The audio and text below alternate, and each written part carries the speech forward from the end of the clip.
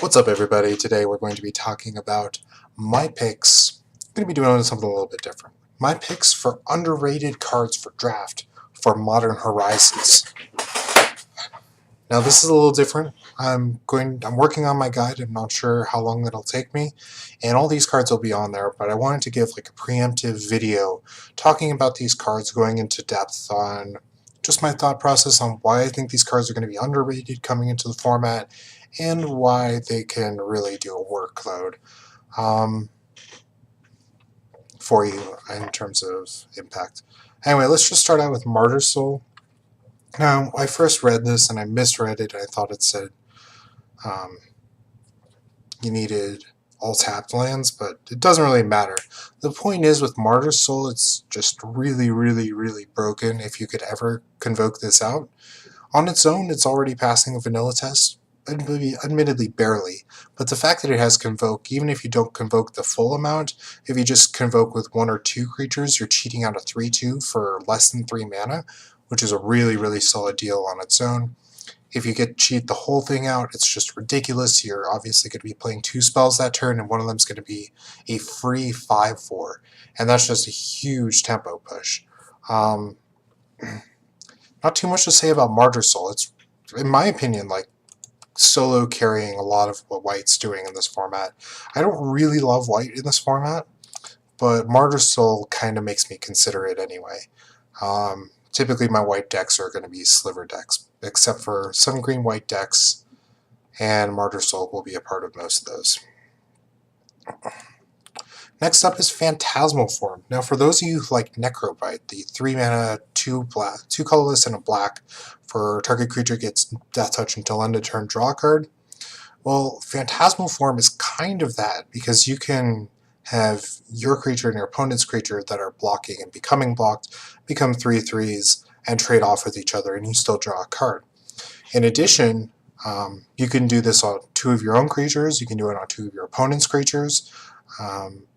The ability for those creatures to gain flying can allow them to trigger like ninjutsu for some of your other things, like if you Phantasmal Form a Manowar to make sure it gets through, then you can bounce your Manowar back to your hand with ninjutsu. The fact that this card replaces itself and its baseline is generally going to be forcing a trade between your 2 creatures is a really big deal and really quite good. I expect Phantasmal Form to be underrated. This sort of thing in the past has always seemed very close to being playable, but just like this entire package is really worthwhile, I think.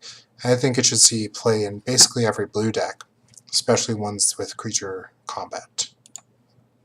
Smoke Shroud. Now, I think people are rating Smoke Shroud pretty well right now, but I still think it's being underrated. If you recall, Griff's Boon was a +1/+0 and flying enchantment that you can recur from your graveyard for 5 mana. And Griff's Boon was a really, really powerful enchantment, like quite good. I remember first picking Griff's Boon all over the place. And Smoke Shroud, not only does it give +1/+1 in flying, but the recursion is based on creature type and doesn't cost any mana. You don't have to pay 5 mana to get your aura back. You just have to play a ninja. Wow, that is so good. Holy shit. Smoke Shroud, I think, is one of the only reasons that, wow, where is it? Give me a second. Tornado is actually like really important to have access to in your green decks, because Smoke Shroud is just way too fucking good. I think Smoke Shroud is one of the biggest reasons that the Blue-Black Ninjas deck is definitely going to be a top dog in the format, though there are a lot of reasons why the Blue-Black Ninjas deck is a key player in the format. As we'll see in a second, another one of the cards for Blue-Black Ninjas is also going to be on this list. But Smoke Shroud is just an archetype pushing card. Like, if you see this, you can really start getting the sense that Blue-Black Ninjas is open and that you should be playing it. Really powerful card. Next up, hey, speaking of Blue-Black Ninjas, we have Changeling Outcast. Changeling Outcast, okay, those of you who know me very well will know that I hate 1 mana, 1/1 unblockable creatures. They're notoriously not good. 1 mana, 1/1 flyers like Suntail Hawk, you know, you really need some things going for it to really make it shine. And Changeling Outcast really has that in this set. So let's talk about some of the black decks in this format. I think the primary two black decks I want to look at for Changeling Outcast are ninjas, first of all. So let's take a look at the ninjas. Play turn 1 Changeling Outcast, suddenly you can play Smoke Shaper on turn 2. They can't block your Outcast, so you get to ninjutsu a 3/3 in on your second turn. Wow, that's really good. What else do we have in ninjas? Don't want to miss anything here. Obviously, any ninjutsu at any time, it gets in because your Changeling Outcast can't be blocked, and also it's so cheap to recast that you'll be able to just ninjutsu something in and then replay your Changeling Outcast as if nothing ever happened. It's just so good for your ninjas here, like every single one of them. In addition, if we get down to, well, first of all, Throat Seeker as well. Throat Seeker is better with Phantom Ninja, but it's still like making it so that your unblockable thing has lifelink has always been a big deal. But more importantly, for ninjas, we get down to Ingenious Infiltrator, and this is ridiculous. Turn 1 Changeling Outcast into turn 2 Ninjutsu Ingenious Infiltrator, draw a card. Fucking insane. On top of Ingenious Infiltrator, just making it so every time your Changeling Outcast connects, you draw a card. Really good. Alright, so that's ninjas. Well, what other decks would want Changeling Outcast? Well, I'm glad you asked. Slivers wants Changeling Outcast. Let's just take a look at some of the slivers. Cleaving Sliver. Suddenly your Changeling Outcasts are 3/1s that can't be blocked. Excuse me. Typically, I'm a big fan of the Martyr Slivers. Turn your 1 mana sliver into a Rummager. That's pretty freaking good. What else? There's some things in white that we'll get to in a second, and one of the big interactions that I really love in this format with Changeling Outcast and Enduring Sliver, which means that your Changeling Outcast has Outlast 2, which suddenly means that you can grow it every turn, and suddenly you have like a 3/3 unblockable. Really good. Excuse me, guys, I gotta turn that off for a second.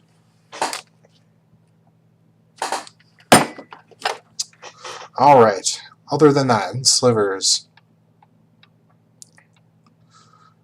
we got some Battle Cry, Rocks Veterans, always fine. Is there anything particularly in black slivers? I can't recall. I don't think so. Yeah, there's all that. In addition, black has other benefits for slivers that is pretty significant. If we just take a look at black cards for slivers, we have Dregscape Sliver, which is a good one for sure. We have Grave Shifter, which is a good sliver that gets back other slivers. We have Return from Extinction, which is great.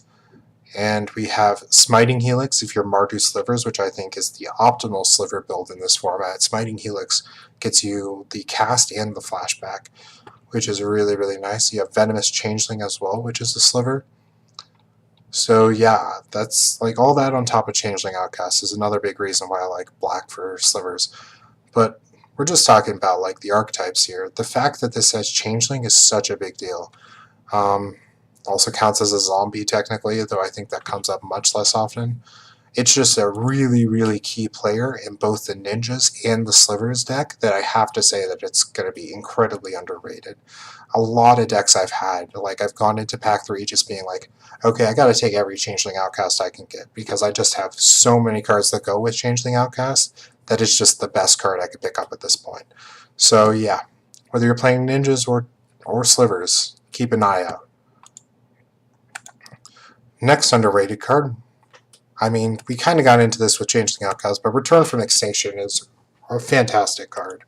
We were talking about black being a good slivers color. We talked about some of the cards that go into that. Blue-black is the ninja color combination, so obviously Return from Extinction can get back to ninjas. Even past that, just the fact that a lot of your good creatures in black are like changelings, like Venomous Changeling with the get 2 creatures back is so good. Like you trade off your Death Touch creature, then you get back your Death Touch creature plus literally any other creature from your graveyard. So that's just really good value. It doesn't really matter the creature type. The fact that there's just so many changelings means that Return from Extinction is just way too easy to make sure that you get the full draw 2 on. So yeah, don't underestimate this card. Very, very good. Next is Springbloom Druid, and I want to talk about one of my favorite archetypes in this format, which is something I've drafted a couple times now, and that is Blue-Green Snow. Springbloom Druid is kind of interesting in that, like, the Blue-Green Snow deck is inherently rather aggressive, actually.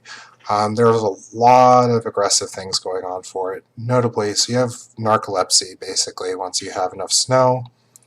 Let's just take a quick look at the archetype real fast here. We're mainly looking at...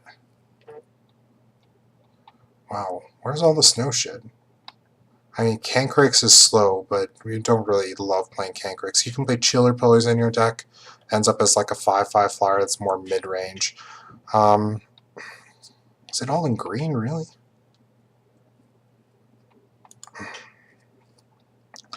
Frostwallows are good aggro snow cards.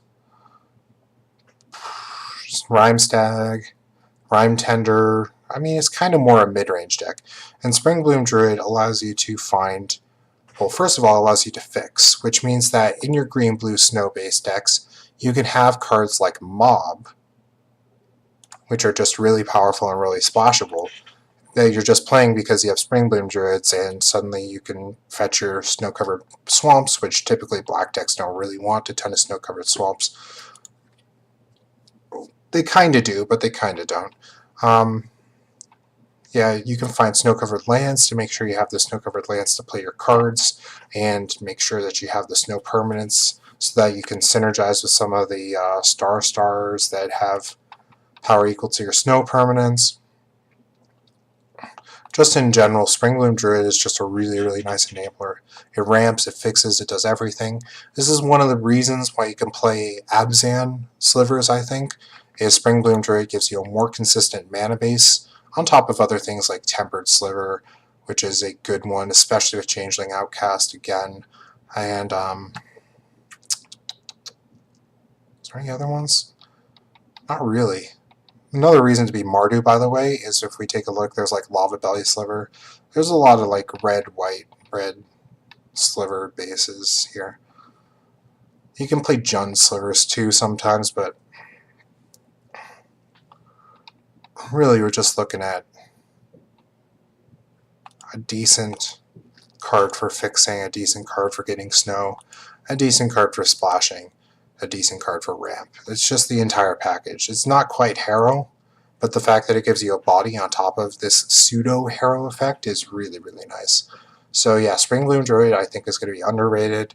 I think people are going to pass it like 13th pick, and I think that's a mistake. This is kind of a middle of the pack sort of pick, and I'm never really turning it down in most of my green decks. Anyway, last but certainly not least is Trumpeting Herd. Holy shit. I had to reread this card because I thought it was make a 3/3 green elephant token and then retrace, meaning you can discard a land to recast this spell for 4 mana. And I was like, okay, that's okay. And then I reread it and I was like, wait a second, that's Rebound. Holy shit. Wow. Whew.